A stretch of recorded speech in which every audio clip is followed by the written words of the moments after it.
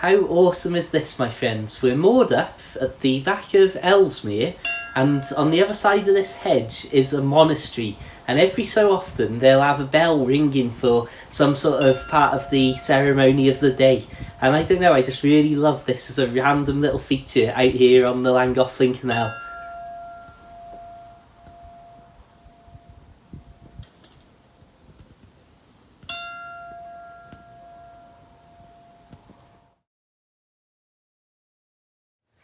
Hello there folks, I'm Dan Brown from sortofinteresting.com. Today you're joining me on board good old narrowboat Abel's Ark. I'm wearing two types of camouflage, so you probably can't see me right now. So let's get stuck into looking at some good old boating footage.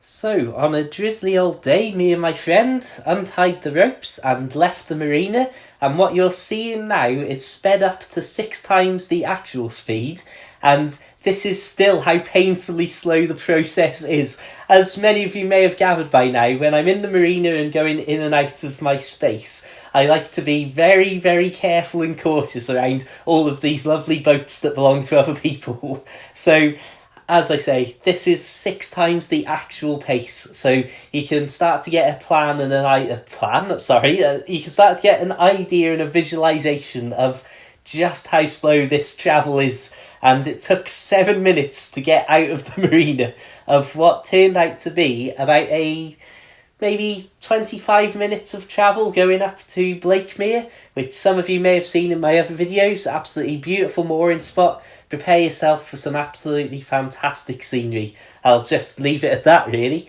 So we're going to just have a couple of minutes here just to show you some of the footage from the very, very short trip up there. We'll go through the tunnel here at Ellesmere as well.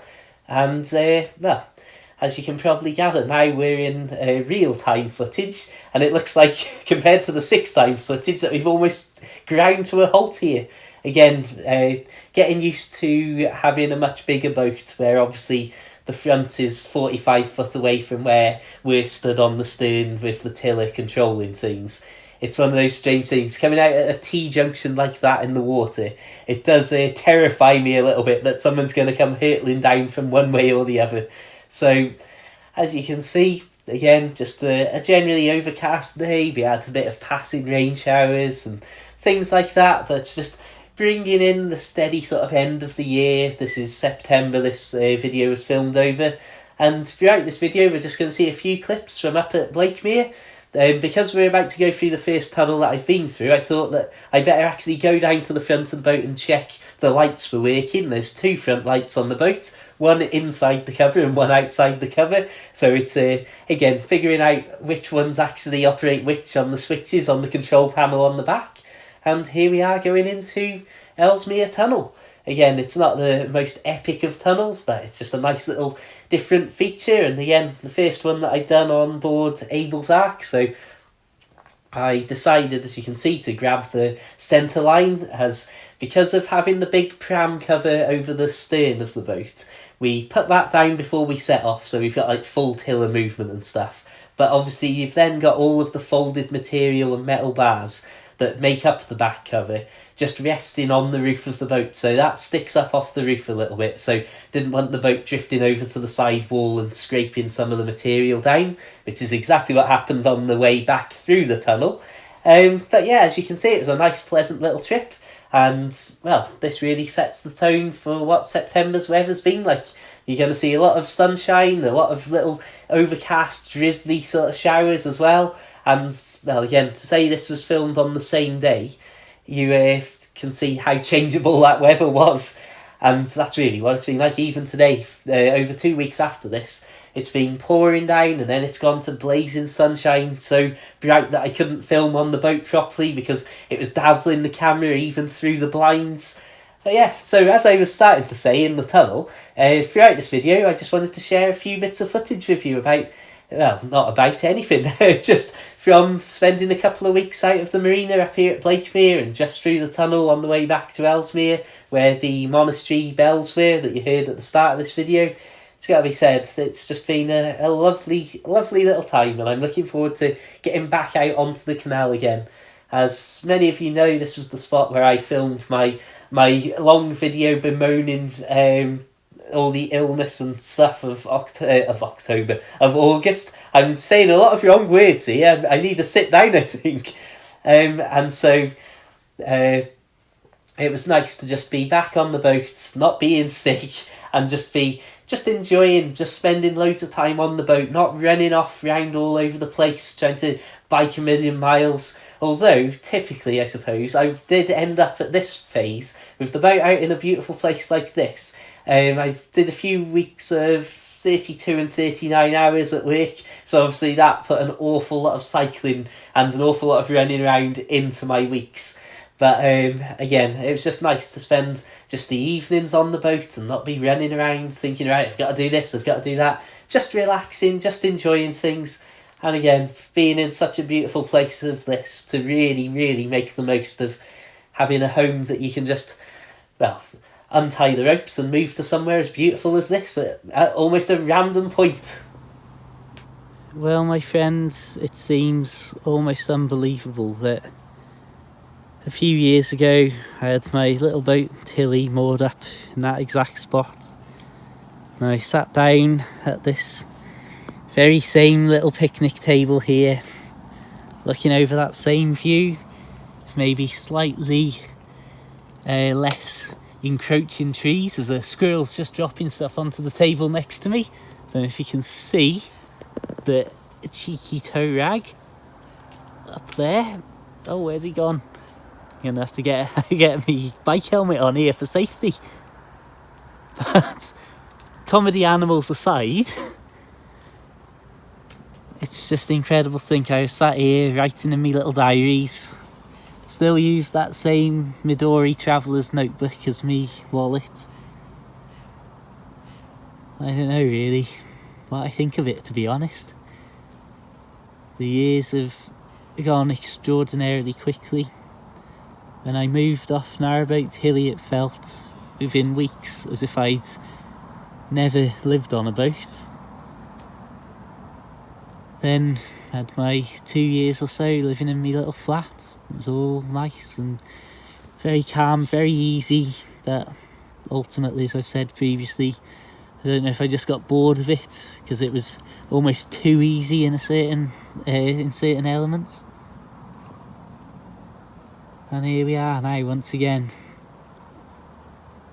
moored up, absolutely beautiful place like this. With not much to really complain about, despite the fact that today I posted my video about August being a terrible month, and one of my longest videos where I just talk about stuff without proper editing or nice clips of all sorts of different footage, and just whinged about what a bad month it had been. And here I am, literally seeing out the last evening in a place like this. And you know what, it could almost bring a tear to my eye. Okay, so it's the start of September. We're starting to see some rain creep into the otherwise beautiful sunny schedule. Starting to see a lot of rain and a lot of cloud cover coming in, really. And as you can see, I am here biking into Oswestry. It's about a 10-mile ride today. We've got muddy lanes already starting to form. We've got wet, cold, damp ground starting to get covered in mud as I'm pedalling up this lane in particular.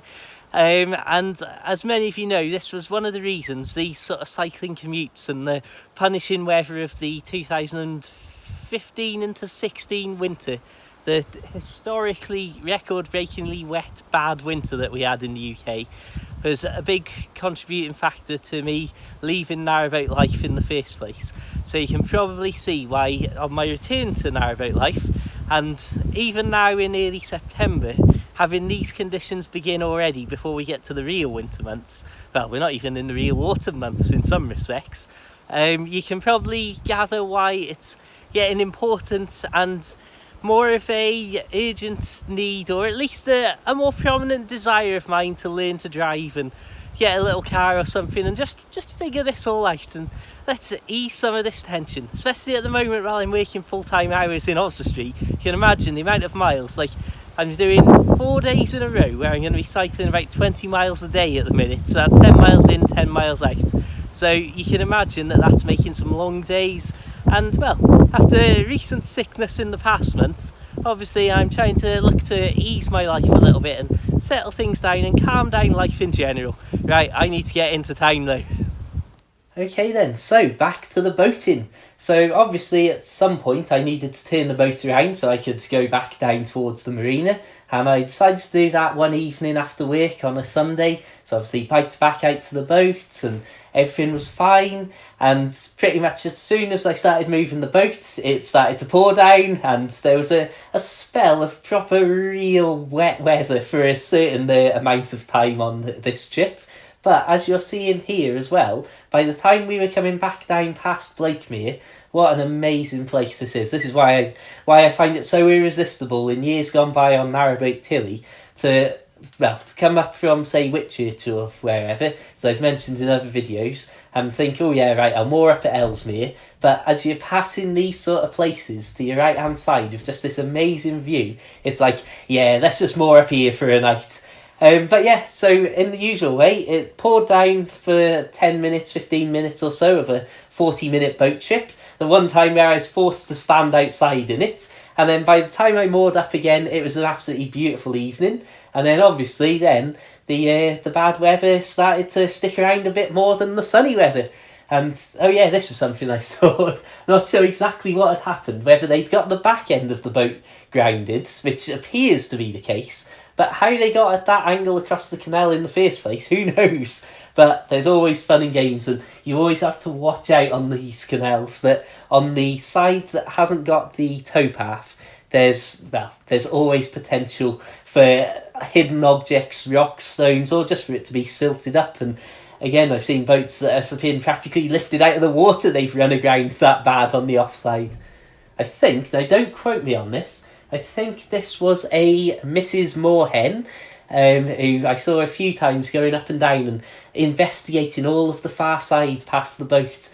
And it was just one of those nice things, always one of those meditative moments that I like to talk about, where you just sort of stood there looking through the window and just observing just this little moment of nature, just going about your life as if as if nothing else exists in the world.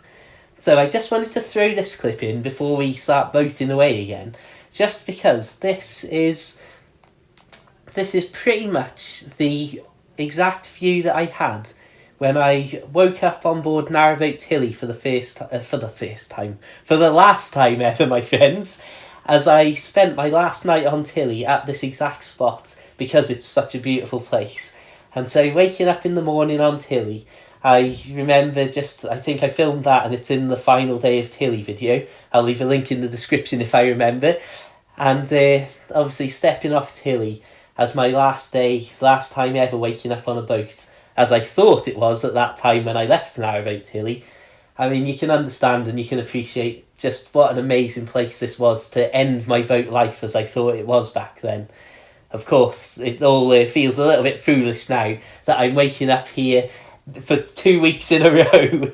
And I mean, you can see when the weather's good, it's really good in places like this. And when the weather's bad, it's, we'll just stop inside in the dry. This was just after 7 a.m. I woke up at about 10 to 7 one morning. And again, I mean, you can see this, like the sun rising above the lake on the almost opposite side to you. How iconic, how almost like something from a film that is. I mean, this is just footage being absolutely dazzled with a smartphone camera, being dazzled by the sun. And you can still sort of get how beautiful and how wonderful that is to wake up to.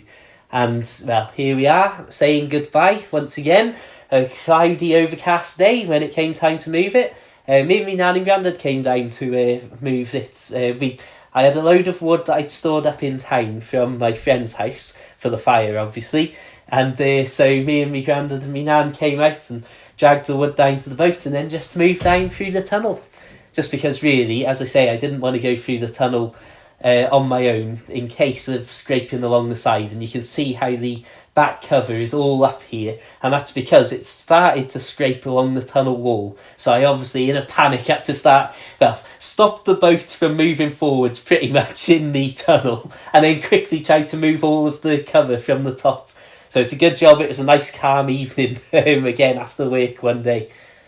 And yeah, I mean, you can imagine looking at something like this on the screen now. This sort of absolutely beautiful environment, to see the sunset sky and all of these pastel colours reflected on the canal and that. Well, it really just does. It sums up better than I could ever sum up in mere words alone why it's so great to be on the canals. And I think again here, this is the trip going back into the marina now. So again, it's going to be pretty much what you expect. Very slow moving, but again, on an absolutely beautiful day like this, you'd never think that it had been pouring down the day before, or probably poured down for 5 of the 7 following days. Again, I mean, how absolutely beautiful is that? Let's be real. This is the sort of stuff that sells Narrowboat Life. Again, we're up to 6 times actual speed here, so again, you can imagine how slow this really is. It's these sort of things that sort of create that magical, sort of peaceful, perfect illusion of Narrowboat Life, which, as you've seen from just this video alone, sadly it's not always like that, and certainly when you're trying to find your way down to supplies or work or whatever down the muddy lanes, it's definitely not this beautiful idyllic lifestyle, although I think I've covered that more than enough over the years. So you'll notice here that once again I clipped the side of the entrance into the marina, so I still haven't made a clean get in or out of here. And then, because I couldn't turn the boat over because I was so far to the left-hand side, see here, I had to go into reverse just to keep the boat spinning round to line it up to then get through to head into my spot. But I think it's about time I wrap this video up, my friends. Thank you so much for tuning in. I hope you enjoyed that. Please do consider checking out my short books available for the Kindle. Plus, once again, I haven't got it on hand. Sorry about that. My paperback book, which is a collection of some of my shorter Kindle books about my life on Narrowboat Tilly. Anyway, visit narrowboatbooks.com, check the links in the description, find me all over the internet, Twitter and Facebook and Snapchat and Instagram and all of that sort of stuff. But anyway, just have an absolutely fantastic day, keep it interesting, keep it boat worthy, and of course, my friends, farewell.